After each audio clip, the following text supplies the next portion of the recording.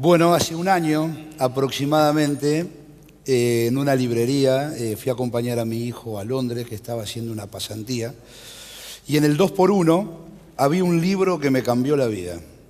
El libro era El Cisne Negro, de un libanés norteamericano, cuyo nombre es Nassim Nicolás Taleb, y lo que busca es demostrar que los humanos somos realmente débiles en las predicciones y en imaginarnos cuál es la vida que realmente nos va a tocar.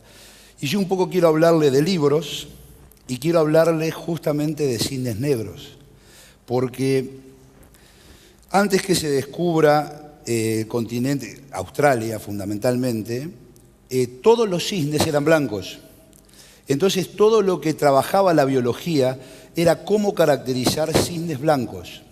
Pero con el paso del tiempo y con el advenimiento de Australia, aparece el Cygnus atratus, que es un cisne negro, y en menos de 24 horas se hacen añico todas las teorías biológicas sobre la existencia de este tipo de bichos.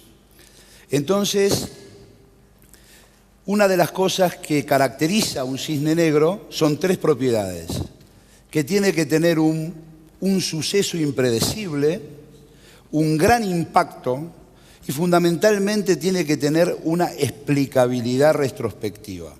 Bueno, al leerlo realmente comprendí muchas cosas, comprendí dónde están los cisnes negros y fundamentalmente cómo prepararse para esto que la matemática, la estadística que nos enseñan no nos tiene preparados. Por ejemplo, esto se basa en la famosa paradoja de Russell, que habla sobre Bertrand Russell, que es un filósofo, como ustedes saben, que decía que un pavo, durante el tiempo que es desde que nace hasta el Día de Acción de Gracias, está pensando: qué buenos son los humanos. Me dan de comer todos los días, me tratan bien, y esa es su ley, hasta que luego sucede algo inesperado. Eso inesperado que le pasó a este pavo es inesperado para el pavo, pero no para los humanos. Entonces, esta nueva visión, esta nueva forma de encarar un proceso de esta naturaleza nos puede llevar a caracterizar cisnes negros negativos, como por ejemplo la caída bursátil inesperada, el ataque a las Torres Gemelas, por ejemplo, catástrofes naturales, un tsunami, las guerras, lo que puede ser el fanatismo religioso, cosas que hace muy poco tiempo atrás no pasaban. Pero también ocurren cosas que son cisnes negros positivos. Por ejemplo, mi hija es un cisne negro positivo, siempre me sorprende con muchas de las cosas que me plantea. Y bueno, Google, Facebook, Harry Potter, los post-it, son cosas que de alguna manera no esperábamos que sucedan, pero nos cambiaron la vida. En esto, yo en el año 82 recordé, al leer ese libro, que yo me encontraba prácticamente en la gran crisis existencial de mi vida.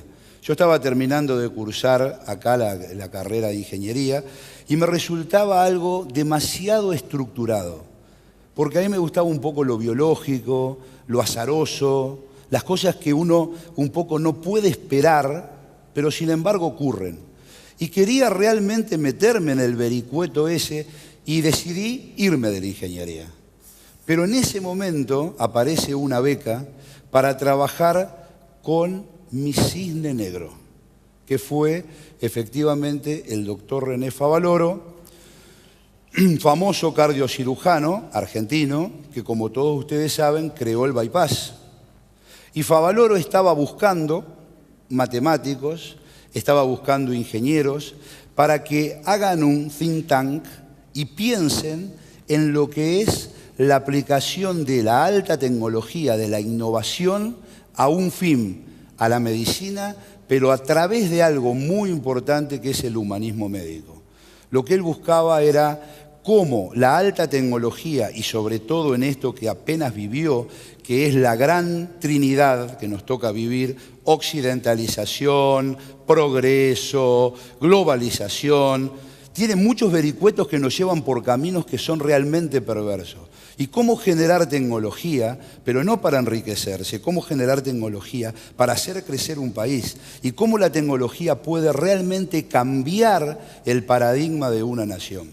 Bueno, yo comencé a trabajar con él pensando, viendo, investigando, y fui becario de investigación y terminé en 30 años siendo el creador y el decano de la Facultad de Ingeniería, Ciencias Exactas y Naturales de la Fundación Favaloro, que trata justamente de cómo llevar este motor de la innovación, que es la ingeniería, a generar productos de diagnóstico precoz de los grandes flagelos de la humanidad, como por ejemplo la diabetes, como por ejemplo la hipertensión, como por ejemplo la enfermedad coronaria. Entonces, yo lo primero que hice fue fundar un grupo, que todavía existe, que lo forman médicos, fisiólogos, matemáticos, físicos, biólogos, alumnos de varias carreras de electrónica y internacionales. Tenemos chinos, hay brasileros, uruguayos, colombianos, mexicanos. Y la idea es generar realmente esta aproximación, enseñar a pensar, porque la educación tiene que ser adiestramiento para cambiar y no a la sumisión. Generalmente el alumno no piensa, repite. Y en esto que buscamos, en estos talleres, lo que intentamos es que se generen fundamentalmente 4 cosas que las voy a comentar a posteriori y que es lo más importante si hay algo que puedo transmitirles. Interoperabilidad, serendipia, resiliencia y fundamentalmente todo el aspecto relacionado con la tecnología aplicada a los grandes grupos humanos relacionado con el humanismo médico. Ya los vamos a ver a posteriori. El doctor Favaloro, tenía una forma de explicar la medicina que no era solo medicina, sino que hablaba efectivamente de humanismo. Y él decía que los verdaderos logros de la humanidad, si son la medicina y la ingeniería, es cuando dejen de ser un privilegio de las minorías. Y trataba de todos de orientarnos a nosotros a que cada desarrollo tenga una aplicación masiva y que no quede en una élite, que no quede en un diagnóstico solamente para unos pocos. Yo recuerdo la intuición que tenía el doctor, que a mí me sorprendió prácticamente de los primeros momentos. Por ejemplo, él leía un artículo y se daba cuenta que muchos laboratorios farmacéuticos y multinacionales y centros de poder lo que buscaban era tratar de vender tecnología, vender productos, vender procedimientos en forma espuria, demostrando con la medicina y la ciencia cosas que no existían. Entonces, juntos, desarrollamos un trabajo, ese que ustedes están viendo ahí, en la revista más importante de medicina. Yo tenía 32 años, creo, cuando empezó esto. Y la idea era demostrar cómo nos podían vender que una nueva droga iba a revolucionar el mundo y era una burda manipulación de datos. Y cuando la publicamos, el doctor se fue a un congreso en China a defender nuestra postura y me decía: trata de quedarte en tu casa porque un grupo SWAT va a venir a ejecutarte esta noche. Porque esto que descubrimos es realmente un golpe durísimo a 3 o 4 empresas farmacéuticas que ya tenían esa droga prácticamente en marcha. Todos los sábados a las 7 de la mañana, para alegría de mi señora, me llegaba un fax del doctor Favaloro y en sábado y domingo y lunes yo debía tratar de analizar ese pequeño cisne negro que me llegaba y poder con eso desarrollar un documento como por ejemplo que realmente me llena de orgullo y por eso lo pongo acá, cuando hicimos un análisis comparativo de todas las necesidades básicas como educación, como por ejemplo salud reproductiva, como agua potable en el mundo, Todas pueden ser resueltas con el mismo dinero que se gasta en cosméticos, con el mismo dinero que se gasta en perfumes en los Estados Unidos, con el mismo dinero que se gasta en helados en Europa. Es decir que este cambio de paradigma, esta forma de ver distinto, es un abordaje holístico. ¿Por qué? Por la interoperabilidad, porque nosotros estamos acostumbrados a pensar solo para nosotros. Y en el mundo las empresas fracasan porque los médicos piensan como médicos, los ingenieros como ingenieros, los abogados como abogados. Y un problema es un problema complejo. Hoy la biología es el fenómeno más complejo del mundo. Y el fenómeno más complejo del mundo no lo podemos dejar en manos de los biólogos, tampoco de los ingenieros, tampoco de los matemáticos. Es un proceso de interoperabilidad. Entonces, ¿cómo formamos a los jóvenes en la interoperabilidad? Es un tema que viene dentro de minutos. Para cerrar el tema de integrar humanismo médico y tecnología, hicimos un evento que también lo puedo catalogar como un pequeño cisne negro. En el año 2010 organizamos el Congreso Mundial de Ingeniería Aplicada a la Biología y a la Medicina aquí en Buenos Aires. Vinieron 3.000 especialistas de 168 países. Y el moto, el leitmotiv del Congreso, fue integrando medicina o humanismo médico con tecnología. Y ahí se discutió en una gran mesa que yo participé, y es la que tomo un poco como todo el avance que ha habido hasta ahora, ¿qué debemos hacer para formar a nuestros jóvenes en la innovación? No en el copy-paste, hay mucho de eso, sino generar cosas importantes. Ustedes saben que cuando un ingeniero quiere hacer un producto, se encuentra con que tal vez los chinos lo hicieron mejor a el 10% de lo que a ese ingeniero le costó producirlo acá. Pero hay muchos temas de valor agregado con innovación que los chinos no llegan. Y no les interesa, porque trabajan para grandes poblaciones. Entonces, el punto más importante es el que decía Sam Palmisano, famoso director ejecutivo de IBM, que decía lo siguiente: no innovar es abdicar. Y comentaba un ejemplo biológico, que en el África cuando sale el sol, las gacelas tienen que empezar a correr muy rápido porque el primer león que hay por ahí se las come. Y en el mismo momento que sale el sol, el león tiene que salir corriendo más rápido que la gacela más lenta porque si no se muere de hambre. ¿Cuál es el leitmotiv? Si vives en África, no importa si eres león o gacela, cuando salga el sol, ponte a correr. Y eso es un tema que nos tiene que llevar a nosotros a pensar cómo pararnos frente a esta carrera, si ustedes quieren, donde la innovación tecnológica tiene que generar un valor agregado fundamentalmente para el desarrollo del país. ¿Qué propuesta tenemos nosotros? Bueno, yo me dediqué a esto y por lo tanto la defiendo prácticamente con todo mi ADN. Cuando una persona investiga, acá hay muchos grupos de investigación que trabajan con ese tema, uno puede investigar por curiosidad para generar innovación y conocimiento, y uno puede hacer aplicaciones.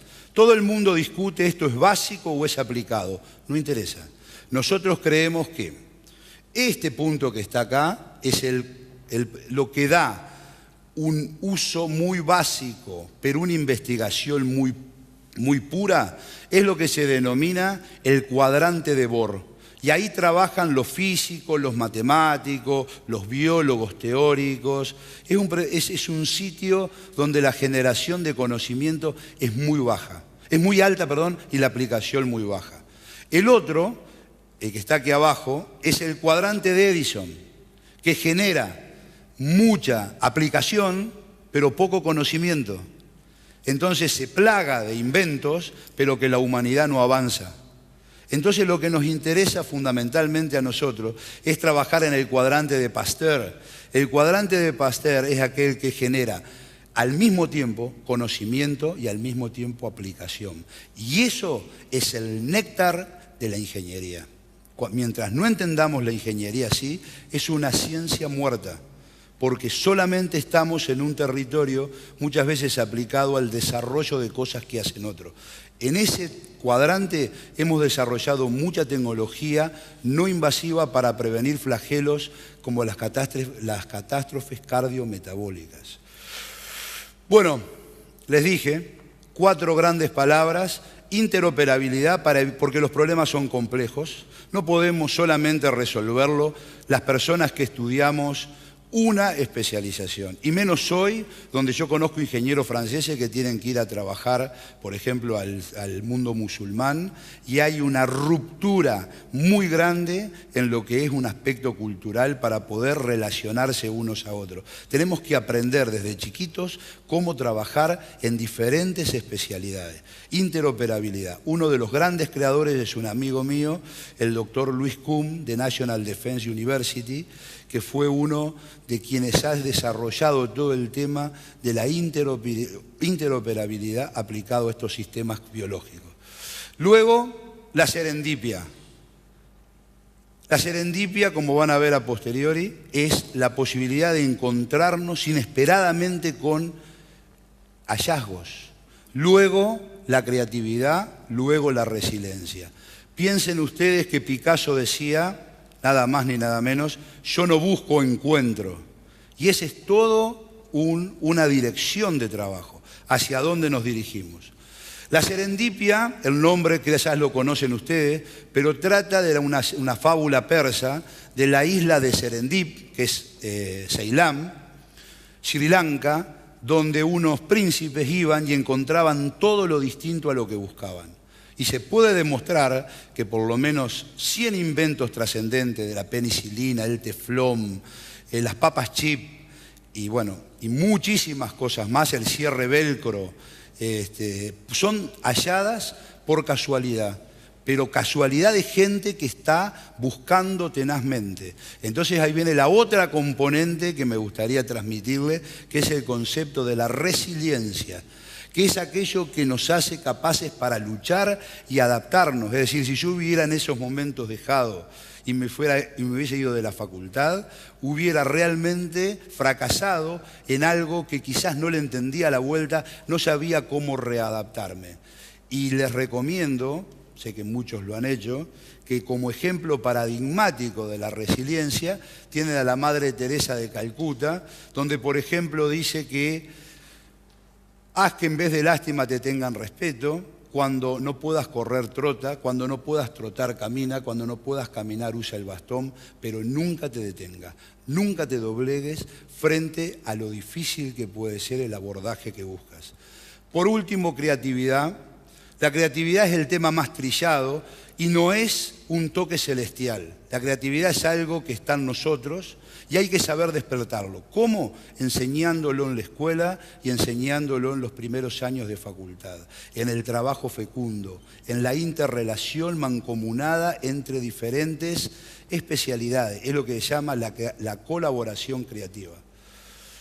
Un libro, les dije que todo era recomendarle libros, un libro que también no cambió mi vida, pero me divirtió mucho, reúne todo lo que les acabo de contar y se llama Cómo ganar un premio Nobel, de Doherty, que trata de dar una serie de consejos muy interesantes que son cómo dirigirse hacia un hallazgo. Lo del premio Nobel es sin duda una especie de objetivo demasiado lejano, pero es aquel que dice que piense creativamente, sea generoso y consciente de la cultura, sea perspicaz y tenaz y esté preparado para fracasar. Y cuando fracase, vuélvase a levantar, porque eso forma parte del fenómeno de resiliencia que nos va a llevar al verdadero hallazgo que estamos buscando. Finalmente, no quería terminar sin comentarles una de las frases que a mí me ha movilizado y que me ha dado la lógica de lo que está pasando en muchas cosas de nuestro país y la región. En 1950, Usei, uno de los 3 premios Nobel, yo me doctoré en la Facultad de Medicina, uno de mis doctorados, otro lo hice en París, y ahí aprendí mucho de lo que era esa gran escuela que había de fisiología en este país. Y él decía que, ojo, que hay 3 factores principales que se obstaculizan al progreso. El primero es el misioneísmo. Es que todo el mundo o mucha gente tiende a negar, a evitar las innovaciones que se producen fatalmente a cada adelanto científico. El segundo era la desmedida preocupación por la aplicación inmediata, que caracteriza los ambientes atrasados o caracteriza aquellos muy adelantados pero que entraron en decadencia, cuando todo hay que aplicarlo, la ansiedad del modernismo. Y finalmente, el orgullo localista, profesional y nacionalista, que es mezcla de ignorancia, inmadurez y autodefensa de los mediocres. O sea que la tenía muy clara y por lo tanto me gustaría un poco invitarlos a pensar que existen los cisnes negros, que tenemos que esperar, sobre todo si queremos ganar el premio Nobel, con una serendipia. Tenemos que esperar que llegue la serendipia que nos llevará el premio Nobel, actuando con creatividad, actuando con resiliencia frente a los problemas y protegiéndonos de ¿qué cosa? Del misioneísmo, protegiéndonos de la ansiedad del modernismo y sobre todo del orgullo local y la autodefensa de los mediocres que hacen mucho daño. Bueno, muchas gracias.